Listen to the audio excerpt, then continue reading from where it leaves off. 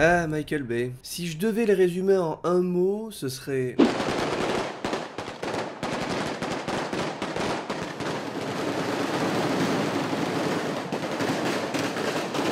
Et pourtant, il est un des derniers véritables artistes d'Hollywood. Un auteur à la filmographie bien singulière où vient s'y détacher une pépite, la pierre angulaire de son œuvre, la suite de son premier long métrage, Bad Boys 2. Je le titre comme étant le film d'action ultime, car il est un concentré de tout ce qu'est le cinéma d'action depuis qu'il existe. Il pioche dans le cinéma hongkongais ses plus belles fusillades, et même ses cascades.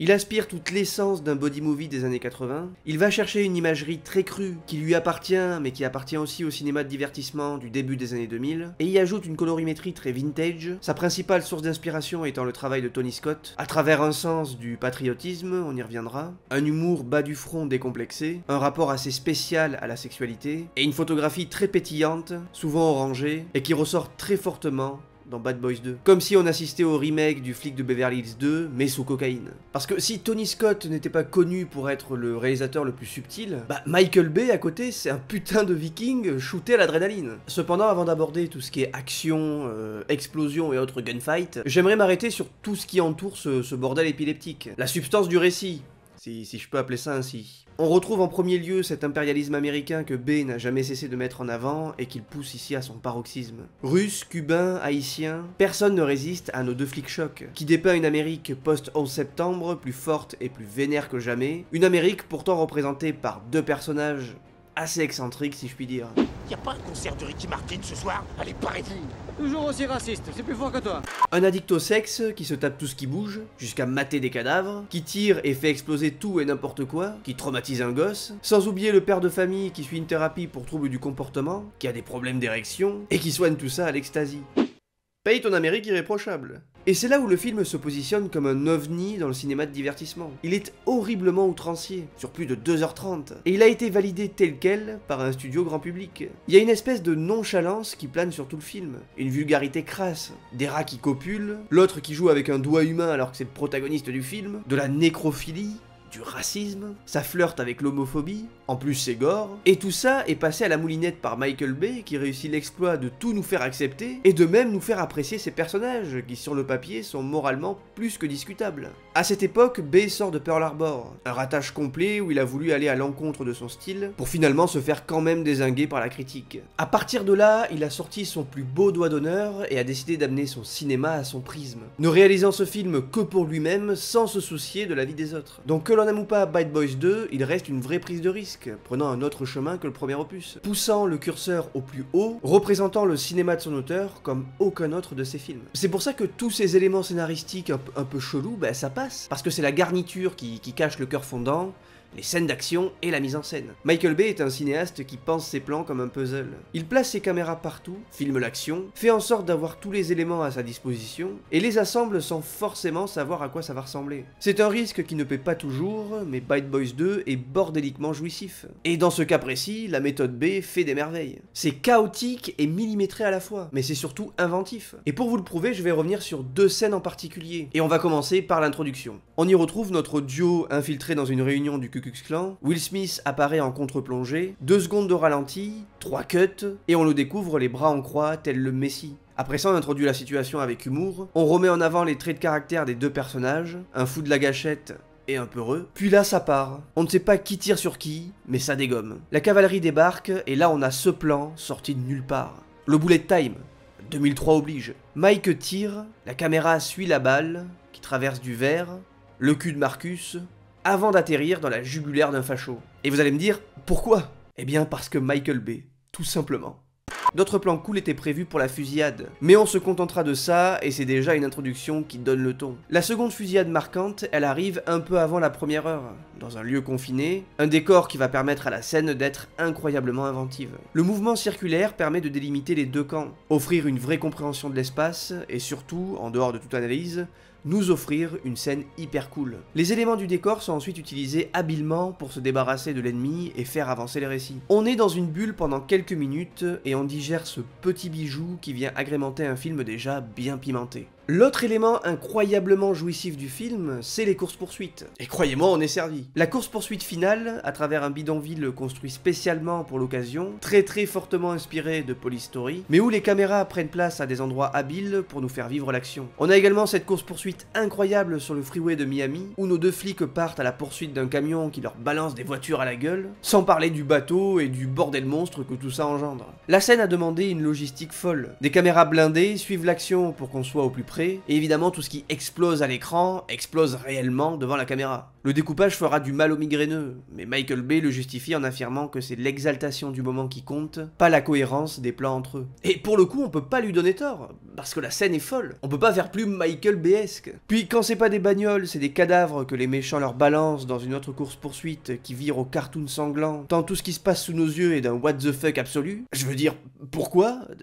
Pourquoi ? Pauvre taré.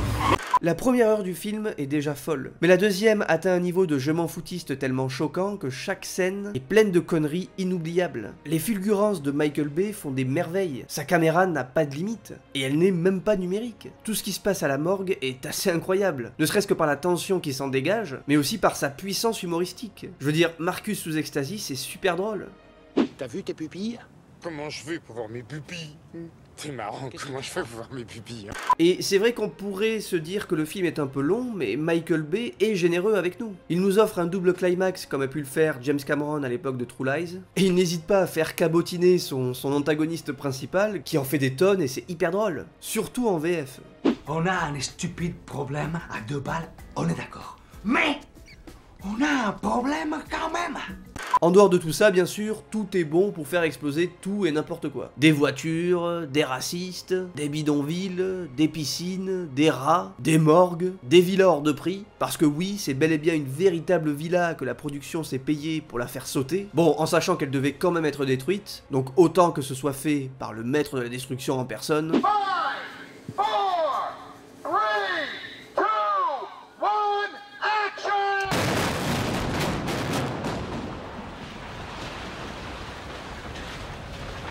C'est ce film-là qui aurait dû s'appeler Armageddon, tant c'est le chaos qui règne. On n'est pas loin de la science-fiction, parce que tout va si vite, les personnages sont à 300 à l'heure en permanence, et du coup leur humanité en prend un sacré coup, parce qu'on se dit, tu peux pas te suivre une cadence pareille. Et ça c'est la mise en scène de B qui fait ça. Des surcotages permanents qui peuvent être énervants, hein, je le conçois, mais qui fait partie de son style, et qui s'avère être surtout un parti pris artistique, qu'on se doit de respecter à défaut de ne pas aimer. On ressort de la séance épuisé, mais satisfait. Et c'est aujourd'hui qu'on se rend compte que le film est unique en son genre. Il a tout pour être détestable, mais en même temps tout pour être admiré comme le chef-d'œuvre de son auteur. Un mec passionnant et passionné, qui aime le cinéma, qui en fait de façon unique, et qui fait preuve d'une créativité qu'il met encore aujourd'hui au service de toutes et tous. Bad Boys 2 mérite qu'on prenne le temps de s'y attarder, d'y réfléchir, de l'étudier. Parce que c'est un cinéma qu'on n'est pas prêt de revoir, ne serait-ce que pour la générosité qu'il dégage. Donc voyez et revoyez Bad Boys 2, ça vaut le coup d'œil.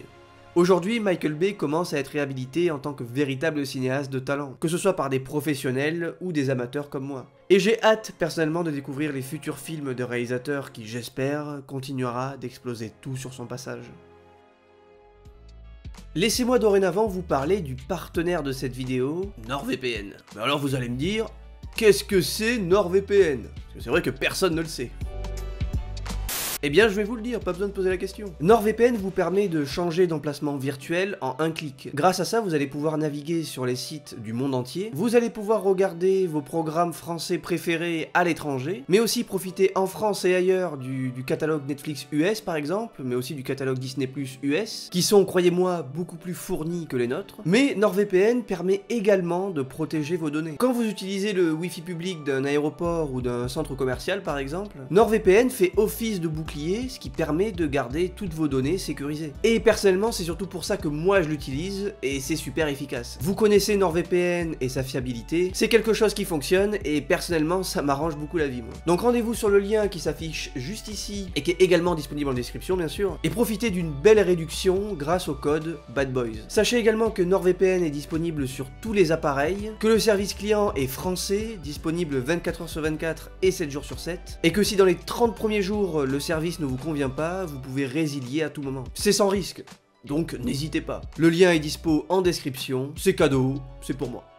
merci d'avoir regardé la vidéo jusqu'au bout. Je vais maintenant faire une petite pause YouTube pour l'été, histoire de recharger un peu les batteries et surtout de pouvoir travailler sur les prochains contenus de la rentrée prochaine. C'est pas la dernière fois qu'on parle de Michael Bay, croyez-moi. Je prépare d'énormes choses pour l'année prochaine. Je vais faire beaucoup plus de portraits, beaucoup plus de grosses vidéos. Et on va essayer de faire décoller cette chaîne vers la stratosphère, hein, parce que c'est le but. Je vous souhaite un bel été, je vous souhaite une bonne journée, je vous souhaite une belle vie. Et je vous dis à très bientôt sur Réservoir Vlog.